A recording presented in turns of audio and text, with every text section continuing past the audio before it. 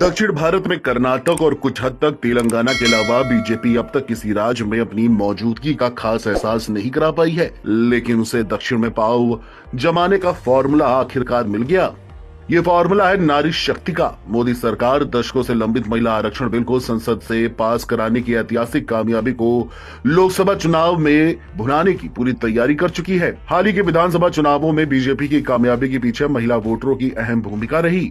अब पार्टी इसी फॉर्मूले के जरिए दक्षिण भारत में अपनी सियासी जमीन मजबूत करने की तैयारी कर रही है और इसी को लेकर अगले महीने 2 जनवरी को केरल में पीएम मोदी का मेगा कार्यक्रम स्त्री शक्ति समागम होने जा रहा है। इसमें दक्षिण भारतीय राज्य की 2 लाख महिलाएं हिस्सा लेंगी।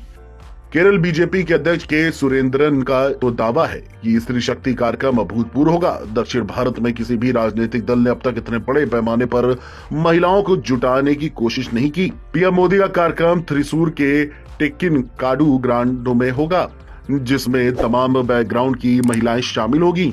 इसमें गृहिणियां भी होंगी और कामकाजी महिलाएं भी, आंगनबाड़ी कार्यकर्ता भी होंगी तो आशा वर्कर भी, इसमें महिला उद्यमी भी होंगी और मनरेगा वर्कर भी। तकरीबन हर क्षेत्र से जुड़ी महिलाएं इस कार्यक्रम में शिरकत करेंगी। नारी शक्ति वंदन बिल को संसद की मंजूरी मिलने के बाद भी लोकसभा और विधानसभाओं में महिलाओं के लिए 33% आरक्षण के लिए अभी इंतजार करना होगा। इसकी वजह परसीमन है, जिसके बगैर महिला आरक्षण कानून लागू नहीं हो सकता। लागू होने में भले ही देरी लगे, लेकिन दशकों से लटके बिल को संसद से पास कराना अपने आप में बहुत बड़ी कामयाबी है। तभी तो बिल पर चर्चा के दौरान लोकसभा में पीएम मोदी ने कहा था, शायद भगवान ने इस काम के लिए मुझे ही चुना है। बीजेपी अब इस मुद्दे को लोकसभा चुनाव में भुनाने की कोई भी कसर नहीं छोड़ेगी।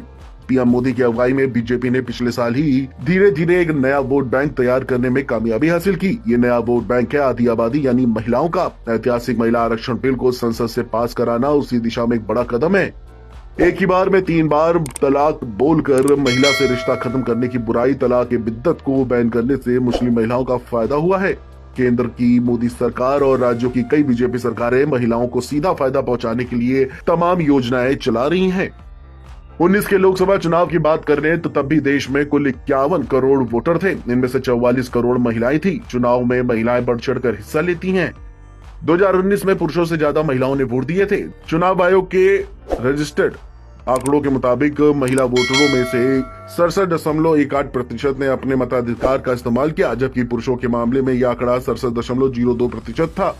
तमिलनाडु, केरल, अरुणाचल प्रदेश, उत्तराखंड, गोवा जैसे 12 राज्य ऐसे हैं जहां महिलाओं का वोटर टर्नआउट पुरुषों से ज्यादा है। इन राज्यों में लोकसभा की 200 सीटें हैं। तमिलनाडु, केरल को छोड़कर बीजेपी ने इन सभी राज्यों में जबरदस्त प्रदर्शन किया। 19 में लोकसभा की कम से कम 160 सीटें ऐसी थीं जहां महिलाओं का वोटर टर्न आउट पुरुषों से बहुत ज्यादा है। इन सीटों में ज्यादातर पर बीजेपी ने ही जीत हासिल की।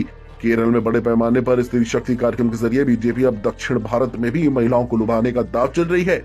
केंद्र की योजनाओं से फायदा तो दक्षिण भारत की महिलाओं को हो भी रहा है, लेकिन वहां पार्टी की मौजूदगी कुछ खास नहीं।